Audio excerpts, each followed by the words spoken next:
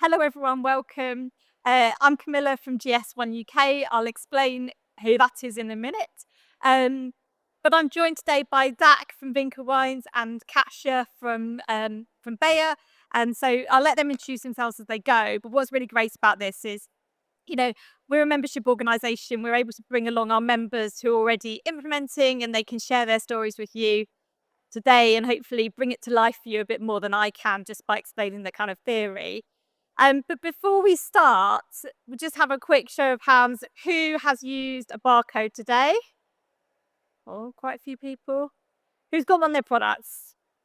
Those people. Who's heard of GS1 UK? Oh, not bad. Okay. I hadn't heard of GS1 UK before I started working for them, despite the fact I've worked in retail for many, many years now. And it's a bit of a really well kept secret, but actually, we're the organisation that manage barcodes globally. In the UK, there is an organisation called GS1 UK, which means that we have 60,000 members here. About three-quarters of those are from the retail industry. But then there's 118 different GS1s all around the world who all help administer the barcode system globally. And it just keeps it working. So we estimate there's about 10 billion scans of a barcode every single day. So actually amazing that we have had this system in place and that it works all over the world with independent numbers every single day. And we don't just do barcodes, we basically create a set of standards which help you to communicate data around the retail system, not just retail, also healthcare, also construction. But it's about how we transfer data in a standardized way in a language that everyone understands. But I just picked up the barcodes and I'm going to rip it apart. So look forward to this. But the barcode's been around for over 50 years now. The first scan was back in 1974 on a tube of Wrigley's chewing gum. And a couple of years ago, our global board of members got together and thought, hang on a minute. This thing we've been using since before the internet was invented, and it's great at doing the job that it does. It's extremely reliable and our system works, but actually we need it to do more. It's taking up quite a lot of space on the pack, and there's a lot more we can do. Technology has moved on, and we need to start using that space on the pack to work harder for us. And you're probably thinking, why are we changing? Well, firstly, consumer needs are changing. So consumers are demanding more information than they ever have before about the products that they're consuming. So whether that's about allergens, whether it's about sustainable sourcing, whether it's about the sustainability in general of the product, or just information about what else is in the range, what we're seeing is this blurring of the lines between the kind of physical and the digital experience. People are wanting to bring those two things together. They're wanting to find their information all in one place and easy to access. But it's not just about the consumers, it's also about the planet. And this is a really nasty slide, but it's actually really just emblematic of the situation we're in. So, we've been talking about sustainability for years. And actually, we haven't been moving as fast as we need to if we want to hit those net zero targets. And as a result, we are seeing more and more regulation coming online to help manage this and to help hold us all to account on our sustainability targets. So this is not an exhaustive list. This just gives you a picture of some of the regulations that are coming. Andrew was on just before talking about digital product passports. But actually, there's loads of regulations and there's loads of different things that kind of do similar or talk to similar language around the world. And all of these regulations are requiring the disclosure of more information, of more data, and they're requiring that information to be shared with consumers often as well. And what it's doing is it's creating quite a lot of complexity. So for different markets, you're being asked to share different types of information, different recycling logos, and maybe in different languages as well. So we're trying to cram more and more onto the packs. At the same time, we're trying to reduce the size of packaging because we're trying to be more sustainable. And it's creating a real challenge. And I've got some of my favourite examples here. I mean, That's wine also has some of that on there, which is this, the amount of recycling logos that you have to use if you're trading in different markets is huge, and it's really confusing actually for consumers. Then you've got things like, we are seeing consumer activations happening on QR codes, but because they're using them as a separate thing to the barcode, they're taking up more space on pack. Then you've got additional information like use by dates, batch numbers, again, taking up space on pack. When you get into something like chocolate bars, you really do end up with a massive squeeze, and it's not making it easier for consumers. It's making it harder for consumers with the way things are at the moment. But we do have a solution, and the solution is in QR codes, but they're not just any old QR codes that you might have on the pack today. So what we're doing is we're moving to a QR code with GS1 standards behind it. And I put it on here because the easiest way for you to understand what this means is if I show you. Don't get put off by all the technical stuff. It's not that bad. So what you can see here is there is a URL on the bottom here, and that's just like a normal web address. And so the first part is sending you to a web address like your normal QR code would. But as you can see, there's an O1 there. And what's that saying is what follows next is your barcode number. So the O1 and then your GTIN or barcode number or EAN or UPC, whatever you want to call it, that is a GS1 number that we provide and issue to you to use as your barcode. Beyond that, there are options about what additional data you can add in. So a very basic level always needs to include the GTIN. Beyond that, you can add things like batch numbers, use by dates, lot numbers, country of origin, serial numbers, which means that every instance of your product has a unique identifier. There's actually over 100 different types of information that you could put in a QR code. Now, we don't recommend that you put all of those things in a QR code because the QR code gets really big. So what you're trying to do is put the least amount of information that you can in the QR code to do the job that you need it to do. So the minimum job is to replace the barcode, which is to put that GTIN number in, but there's loads more you can do with it, which we'll come on to. And then we do have the option of also using a resolver service, which means that you can pull in different sources from around the web based on the string that you're putting in there. So say you've put in a specific batch number, then you can say for that batch, I want you to pull the product information from here. I want you to pull a certificate from there. And you can put in lots of different information and create like a virtual label, but that also brings in all this information for you. So that is essentially the basis of what it does. We will have questions. We've left time for that. So I'll allow that to process a little bit. We can come back to it. You can ask questions once these guys have talked through what they're doing with it. Once you've got that data in that URI, there are a whole world of different things that you can do. We just put a few of them here just to give you a bit of an idea, but we actually think the possibilities are endless and there'll be so much creativity around what these QR codes actually get used for as we move through into the future. But the ones down the right-hand side are things like that we'd expect for the consumer, things like your brand and product information, recipe ideas and inspiration, obviously the health, the nutritional values, the allergens, ingredients, maybe offers and promotions that you might have on. Regulatory compliance, Zach's going to share with you a real great example of how he's used these to comply with regulatory requirements, and also recycling information. And again, recycling is really complex. It's really confusing for consumers. The fact that you can provide this digitally for consumers will make it much easier. But also, when you're scanning a QR code, it can be geolocated. And that means that you could serve up the information specific to the place where the person is scanning. And again, that's going to talk a bit about that because I think it really brings it to life. But if you think about, every region in the country will have slightly different rules around recycling, and the fact that you can share different information is really helpful. The stuff on the left is what we say is like the business benefits, I guess. So this traceability, transparency, being able to show the full end-to-end supply chain of your product will be really important as we move forward, particularly with regulations such as digital product passport. So if you're having to show that journey from farm to fork or from field to body, that's all the right terms for that.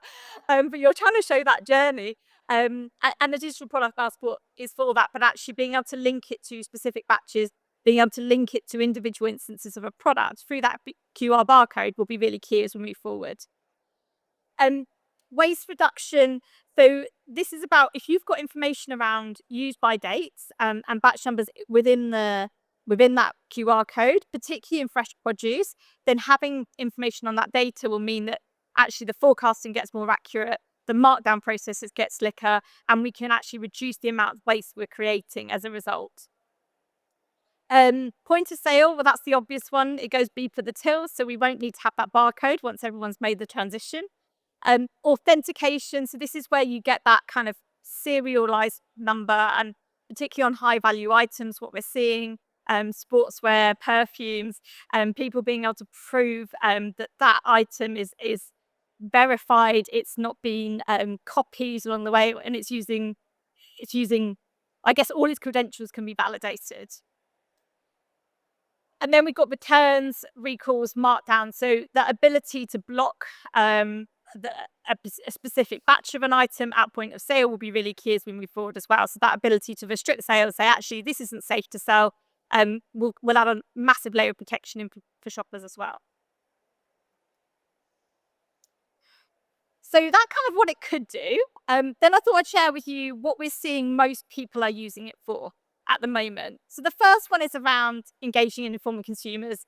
I'm going to let these guys talk to you about that, because I guess that's a lot of the motivation for people putting QR codes on pack today is around this.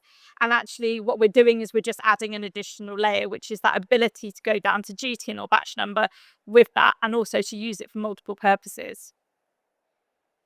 Providing access to the information for all shoppers.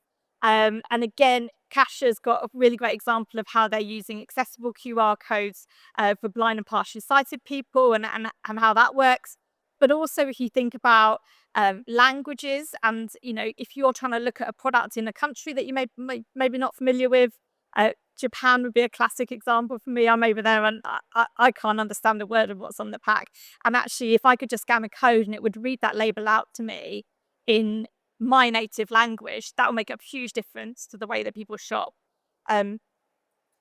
Safer, more efficient recalls. So this is what I alluded to, but I guess this is what we're seeing as the main motivator for retailers at the moment.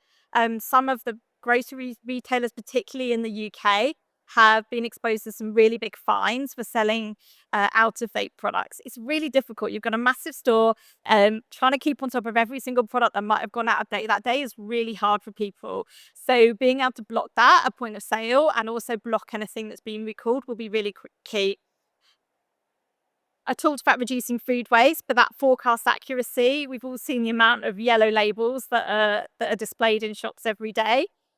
And it's because they have to put more stock into store than we need, because they don't know what is being sold each day. They don't know whether what's going out of the till is something that went out of date today or it goes out of date in 5 days' time. They don't have visibility of that information. So we're putting more stock in than we need because we haven't got that level of data. And this will be a massive shift. And this is what's driving that retailer adoption in the UK. The circular economy, like I said, we talked about DPP. Andrew was here a minute ago talking about DPP. We're going to need to start tracking products all the way through their life cycle. And that means right from the start and right to where they end up at the end. So beyond purchase, which is not something we've had to worry about before. It's not something that anyone's had to worry about before. But having that information, having that data in a QR code will be really important as we move forward. So those are the main drivers that we're seeing. And then I thought I'd show you just who's already signed up, who's already moving. The guys on the left have all signed a global agreement, a global commitment with GS1, which is to say we are moving in this direction. So some pretty big names on there. Carrefour is one which I know is like moving at quite a rapid pace, and some of the numbers we're seeing. But you can see some of the others, P&G, L'Oreal, have all got big programs. The ones on the left here haven't signed the agreement, but they are moving. So Woolworths is actually one of our most advanced retailers over in Australia, who have implemented these codes with use by dates and batch numbers, and they've got some fantastic statistics. So they've made a 40% reduction in food waste by implementing these dynamic QR codes. So it's having a huge impact already, and you can see why other retailers are jumping on board with that. Tesco at the top, where we're working with them on pilots at the moment in the UK, and hope to have more news on that to share sometime this year. But then we've got things like Bonaria and Mercadona in Spain, also doing similar things. Bayer, got Kasia here today. She's going to talk to you about what they've been doing. Unilever have done a big scale rollout as well of these accessible QR codes. So the accessibility bit is just a bolt on onto a GS1 QR code. So that was a top line for me. And like I said, I think the real stories come from these guys because they've implemented, they can tell you about how they're using the codes and slightly different use cases, very different products. We were just talking about the similarities between the products, but yeah, so very different products. But Zach, I'd like to introduce Zach, who's the co-founder of Vinca Wines, and he's going to tell you about what he's been working on. Sweet. Hello, thank you for having me all, and cheers for Camilla at GS1 for inviting me here today to tell our story. So my name's Zach. I'm the co-founder of Vinca Wine. We make wine, award-winning wine range of wines in sustainable formats. So we do a range of canned wines. We're launching a range of aluminium bottled wines this year. Top secret, shouldn't probably said that. But yeah, the whole idea was to kind of elevate the format of single serve wine in a sustainable way. And Vinca was born. So it's founded by myself and my co-founder Jack, who used to be a wine buyer. And we kind of saw canned wine was coming quite big in the UK, but the brands out there were quite aimed at a really young audience, and the wine inside was fairly terrible. Not sure if any of you here have tried canned wine before, but we were kind of very disappointed with the quality of wine inside. So we wanted to elevate that, both from a brand perspective and a quality perspective. But why we're here today isn't to talk about wine in a can, it's to talk about GS1 barcodes and smart links. So the problem that we faced was basically there was an EU regularity changes that were coming in that basically meant that you had to be a lot more, had to tell a lot more information on the cans. So you had to say the calories on the cans, the grape varietals on the cans, where it was from, and you had to also do that in multi-language. And our cans, as you can see, are actually relatively small. So fitting all of that information onto the can was proving to be basically impossible. As well as Camilla touched on all of the different recycling logos. So this one's Germany, Ireland, France, Netherlands, Sweden, Norway, all have different deposit recycle schemes, and they have to be printed. So there wasn't really any room for information that we had to have on the cans to tell that kind of story. So that was the kind of issue that we had. So we went to the guys at SmartLinks and said, this is the problem that we're facing. Also in the UK, you're allowed to use marketing, but in the EU, it has to go straight for that information. So the calories and everything, and you're not actually allowed to use that QR code for any marketing purposes at all. So I said to the SmartLinks team, I was like, we need a QR code that will have all of this information on, that will automatically, know what country you're in when you're scanning it, tell the language that you are in, and also if you're in the UK, some marketing pop-ups will come up. But if you're in France, there's no marketing that will come up. So you're within the rules basically. And it was using this approach to sort of build the bigger brand story. So you're telling all the regulatory information, but when you can, you're shouting about your brand and your offers and where to buy you and or how many followers you have on Instagram and links to your socials. So it's kind of merging both what you have to do and what you can do. So here is kind of basically what we did. I've got the can in front of me. I don't know if you can scan this from where you're sat, but this link for Smart Links goes straight to the page on our organic sparkling wine. And so the first page, as you scan it, we're obviously scanning in the UK. We've now got the purchase online here, but basically all of the information about our products. It then has all the nutritional information that you have to show, like grape varietals, provenance. But then as soon as you click purchase online, this can go straight to our website, which is our D2C platform. So people can buy this in a store, then they can instantly buy that again wherever they are. So they pick up a can in Marks and Spencer's, but then they're scanning it and go, oh, this is delicious. And then they can buy it at home as well. Obviously in France, you won't be able to do that, but in the UK, you can. So that was basically the problem that we solved. And with the help of SmartLinks, completely developed the system to be, geo-targeted, and it was just, amazing. So from a problem, we actually now have more marketing on our cans than ever before. So we're really, really happy. And And that's me, basically. So, but if you've got any questions about how we implemented it or the smart links, obviously gonna let Kasha talk now, but feel free to ask at the end or come and find me. I'll be hanging around for a bit. But yeah, thank you very much for having me. Lovely. Thank you very much. Oh, definitely not as sexy as canned wines, but near enough. Barocca. Any Barocca lovers out here? Good, good. Glad to see it. I'm Kasha. I work at a company called Bayer, which owns the likes of Barocca and a variety of other um, health brands, self-care brands, which I'll talk about in a minute. I look after digital experience, which I'm in many ways I'm completely unrelated to packaging whatsoever. But this really, I think, highlights the fact that the industry is moving to omni-channel. And actually, there is this blurred line between what goes on in digital versus the physical product as well. So you might recognize some of the brands that we have on the screen. Hopefully you do. Hopefully you have some in the cupboard. Hopefully you love them, but don't tell me if you don't. So I've got Barocca Mind here, which is a brand new MPD from a well-known energy brand, but we also have a wide range of intimate health brands, indigestion brands, and then we actually also have Claritin, which is an allergy brand. So we have a range of food supplements, medical devices, and medicines, which means that we also encounter a range of regulatory challenges that I'm sure many of you can relate to as well. So our journey to GS1 and QR codes started really with data and with our desire to be closer to our consumers and to understand them a lot better. Now, throughout today, there's been a bit of a theme around, consumer experience and consumer engagement. And that's really where that started for us.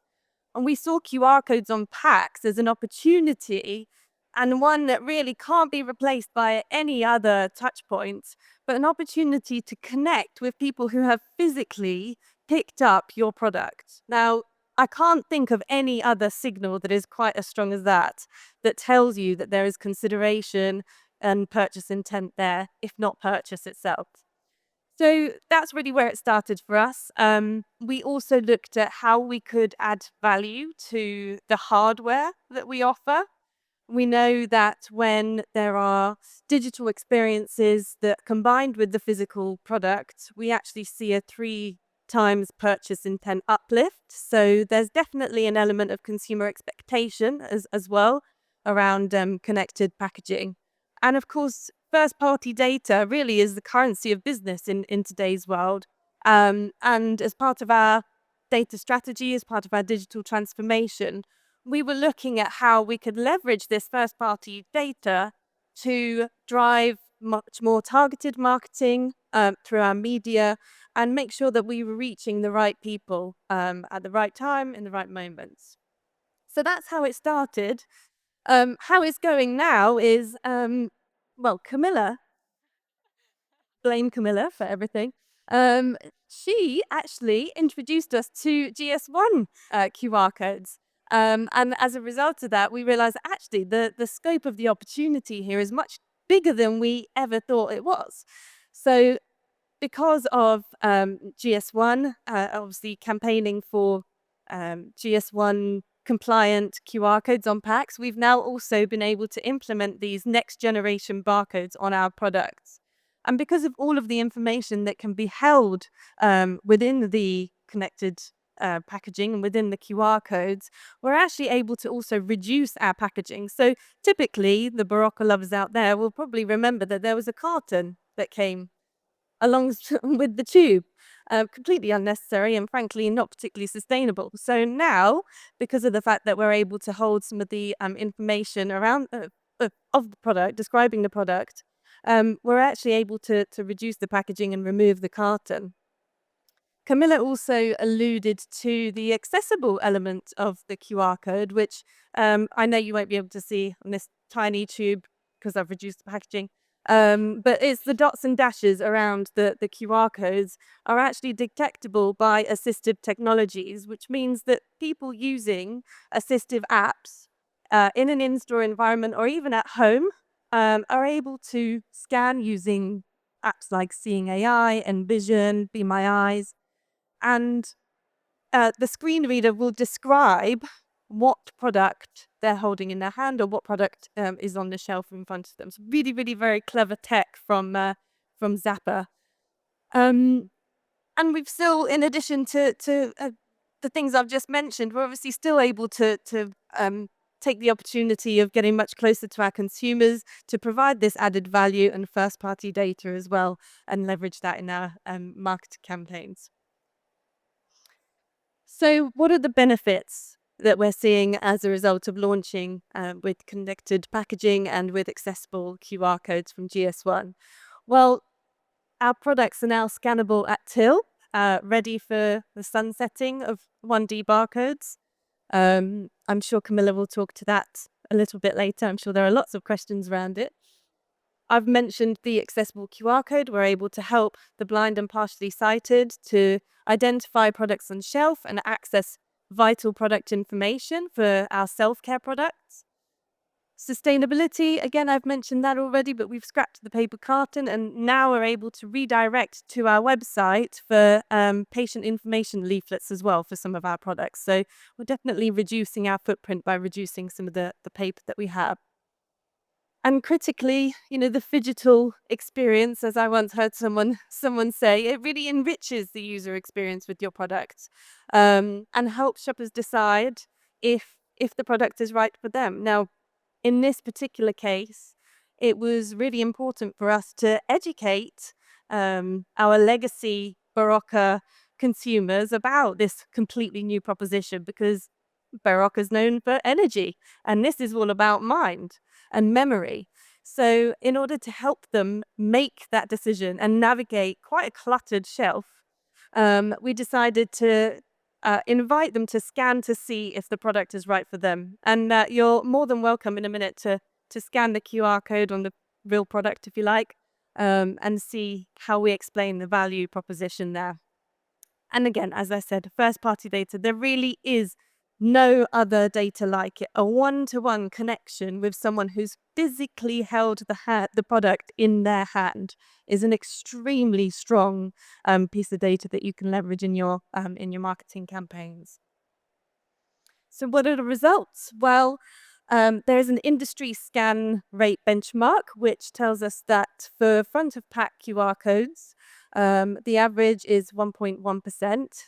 Now, I'm sure that this is growing, actually. I know that COVID really accelerated the prevalence of scanning QR codes. So I'm sure this will grow. And actually, Barocca Mind, we've been live for a couple of months. We've already seen a 36.5% scan rate, which is bigger than we've experienced on any of the other products that we've launched. So it's really, really exciting to see that. And we've seen a 2.1% scan rate of the accessible QR codes. So we know that we're helping people navigate the shelf and help them digest the information that they need in order to kind of make the choices about the products. And that's it from me. Cool. So we now want to have a Q&A session because this is one of those topics that people have lots of different interest areas. So it's better to hear from you guys what you'd like to know about. We have plenty we can share with you. So yeah, who's got questions? Anyone?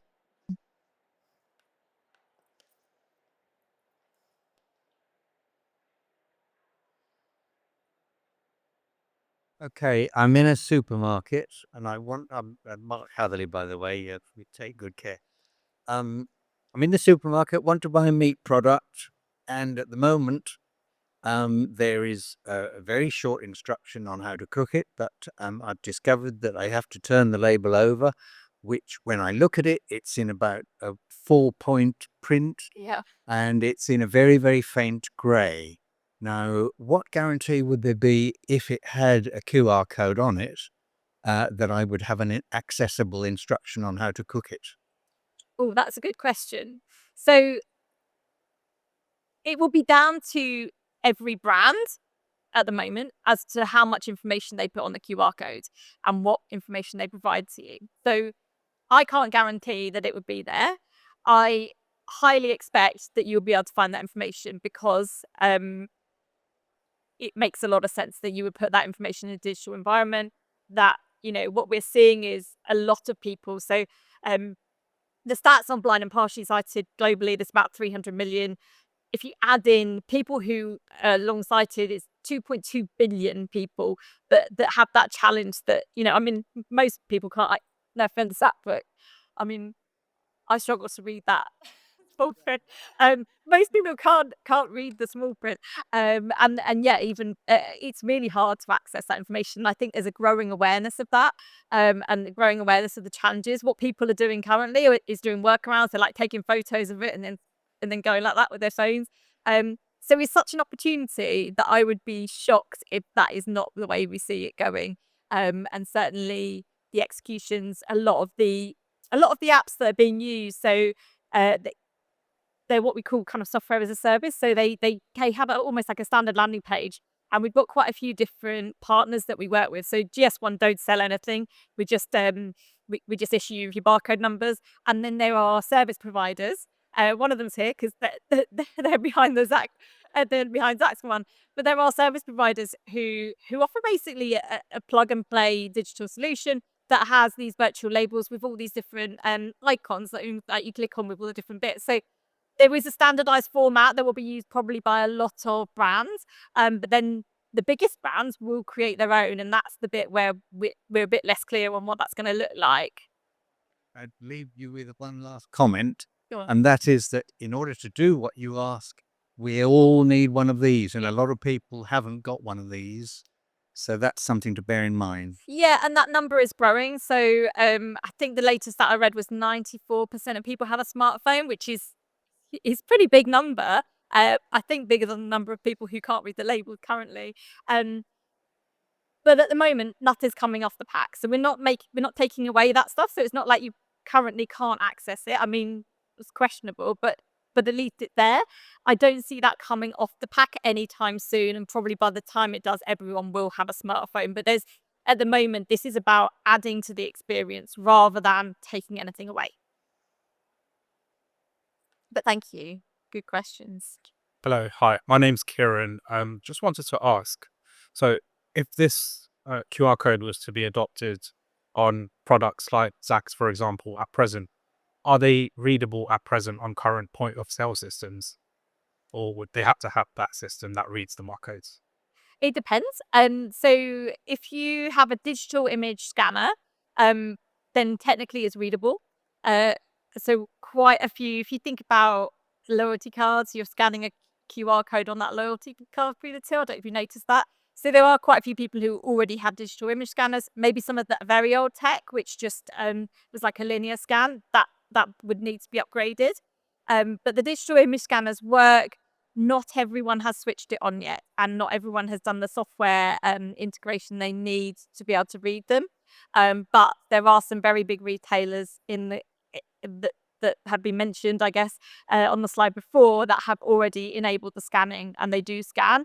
And that's why it's becoming even more important that if you are putting a QR code on pack, that QR code is compliant with our standards, because obviously it starts to interfere with the tills once you're scanning those things. Just a second part to that question, sorry. Sure. So for example, if the product is listed on online marketplace, such as Amazon, for example, that normally mentions the number of the barcode on the listing. If it's a QR code, will it have its own unique number that could be used for listing the product on a platform? No, so it's the same number as your GTIN will say the same. So you just put that GTIN in the QR code and as well as in the barcode. So at the moment, hopefully, Kesha, the two match. So you do have to make sure that works. The barcode number needs to match the same barcode number as you got in the QR. If you don't do that, like, you've got a problem. But yeah, so it's the same number unless you start going to serialized number level. But again, Amazon are only asking you for the GTIN, so you won't need more data than that. Yeah, I just wanted to ask, it makes sense to me for food or drink or health products or anything with a sell-by date, but for a product like a handbag, is the QR code going to be necessary for that as well? Is that the idea? Every product has to change to this? Yeah, so the additional data might not be needed. So you think use by date, actually, that's really important in fresh produce. It might be less important even in wine categories. You know, that if it's a product that's lasting that long, it probably doesn't need it. But the GTIN included in a QR code is not a huge change to make. You will need a QR code probably for digital product passport compliance, and for other regulations that are coming for giving visibility of, like I said, the end-to-end life cycle of a product, or maybe it's about repair and reuse, which again, this is what the digital product passport is about. But that's just one regulation at the moment. You know, we expect sustainability regulations to hit in every category at some point. It's just about the timelines for that. So yes, maybe not for the data part of it, but for the consumer engagement and the access to that information, I think it will be really important. And I was talking earlier to the SmartLinks team about, like, for a long time, there's probably going to be both on pack. Like, it's not going to be like suddenly the barcode disappears and then you're just left with a QR code. But the best way that I've come to like think about it is that when it is that, it's just the extra things you can do, which you currently can't do with the barcode. It's like, you don't have to do anything extra. It's just going to be scanned in like your Tesco's or your Sainsbury's, but it's everything on top of what you could already do. And that's, I think, where it becomes exciting. You spoke really from a consumer point of view in terms of the QR code. Historically, QR code, you could encode an email address or a URL that would take you off to a page and give you more information about the product. From a retailer's perspective, I think there's an opportunity in terms of encoding that data to make it easier for retailers to get that product in their system, whether it be a brand, whether it be weights, dimensions, descriptions, etc., etc. And it's not purely about having a URL encoded to take you off for a consumer experience. Yeah, you know, in terms of from a tech point of view, the first bit of kind of encoded text in there was the GTIN. It's not difficult from the system's point of view to pick that out and then read that barcode in the database, bring up exactly the same information you would have done previously. It's the additional data that's going to help retailers get information into their systems, you know, whether it is to say weights, dimensions, etc., etc. In terms of the GS1 standards, I saw from the URL, there's a list of kind of field identifiers that will define that field 10 is the weight, field 20 is the brand, or whatever it might be. Is there a formulated list of all those bits of data that is available currently? Yep. So there's over 100 identifiers currently. As I said, recommendation is that you don't load them all into the QR code because you'd end up with a very big QR code. But we do have a lot of those identifiers. I think what we're suggesting is that you would have that information in a database somewhere, and you would use effectively the batch number or the serial number or the GTIN to look up to the information that you've got in another database, just to avoid putting all that data into the code initially. But you could, and the option is there. Sorry. No, there's no mandatory requirements at the moment, but what I expect is that when retailers issue guidance to suppliers, that they will say this is what we need as a minimum. And like I said, we've seen some of those retailers that are moving earlier. My expectation would be that they will issue guidance along, you know, to say we need these 4 identifiers as a minimum in the products, dependent on the category, I would think.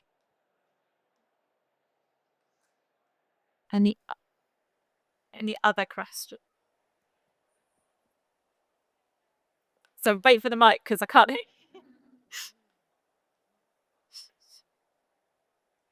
Hiya. When does the product passport information become like a legal requirement? Or It's different dates depending on categories. I'm looking at those guys. I think 2030 is the first one. Is that right? No, they're just looking at me with blank faces. I think it's 2030 is the first one, but it does depend on the category. So you need to check which category you're in as to when it's going to come for you. But I'm pretty sure 2030 is the first one.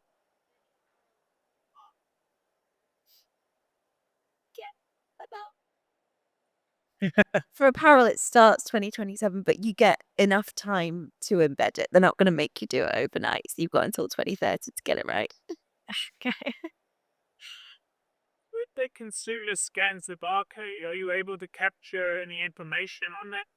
I'll let you answer that one. So when the consumer scans the barcode, are we able to capture information on that specific consumer? It's first-party data, but is not personally identifiable data unless they sign up to anything. So then in terms of how we use the data, it's all aggregated, and it's used to create lookalike audiences, for example, in media. So you can't pinpoint who. They can't pinpoint that you bought a Barocca Mind. No. Does it give you information about, both not necessarily but what other sites I want to use it capture information on browser? Not that I'm aware of, no. And so I guess it will depend on who's providing the QR as to how much information they're getting. Also, if they're asking you to enter information, we all know what that is, that data capture, and they might ask you to share more information and triangulate those two things. So there's always a mindset around, okay, am I happy to share my data back, or do I not want to share my data back? And actually it's therefore just looking kind of like we would normally, if you're browsing the web, you're tracking what people are looking at, what they're clicking on. It's kind of like that, but it's similar to web browser. I guess, yes, whenever you land on any web page, you have the option to accept cookies. So you would also be landing on a web page and you could accept or decline cookies. And I don't think that there's any way that we could use any data from anyone who declined them. Yeah. Hiya. In terms of the physical size of the QR codes, is there a minimum dimension like there is with the current G-tins that's obviously readable and scannable? Yeah, so it is 15 mil by 15 mil is the minimum size in our standards, and there are some requirements around kind of the number of little blocks in it, the dimensions of the little blocks, and so all our standards are open. They're available. You can download them off the internet and read them. You might just want to hand them to whoever is providing your text, so you don't have to read them. But yes, there's some rules around white space as well around the QR code. So there's a few different. It's not just dimensions. There's a bit about ink, and there's a bit about the white space and size of the pixels. And that depends on the format you're printing. So with ours, we direct print onto aluminium, and we had to hit a minimum size of that, so you don't get any bleed and things like that. So if you could go smaller on a paper label, but on a can you have to go a bit bigger because there's that kind of sense. So that size can change, but whoever's printing it will probably know the readability of that format you need. No one's asked about 2027. I feel like I should just clarify that point as well. Barcodes are not going away in 2027. 2027 is the date when we expect to have a critical mass of retailers scanning QR at point of sale. So you should have that in mind and be thinking, am I ready? At least are the QR codes I'm putting on pack compliant as a first part? Actually, there's going to be a lot of regulatory requirements that are going to be pushing that timeline as well. So depending on what retailers you're trading in, you might get some requests, but there's no actual end date for a barcode yet. I know that's just stimulation. Another question. Here we go. Sorry. I'm a current user of GS1. We manufacture products around the world, and I'm quite familiar with your website. Will that back end be changing much with all of these changes, or is it like the app that I would then have to populate further content in another app for this to all work together? Yeah, so at the moment we don't provide an app. That's where you'd need to work with a solution provider. So on our website you can find, we've got a partner finder, and actually we've got some booklets here, which if anyone would like one, it's got a link in there to the partner finder where you can see all the different providers, and they would just set it. They all have systems. It's kind of like, I don't know if you ever set up your own website. It's kind of like that. You go in and enter all the fields, and then it produces you a nice QR code at the end. But yes, it's not done through our system. Our system stays the same.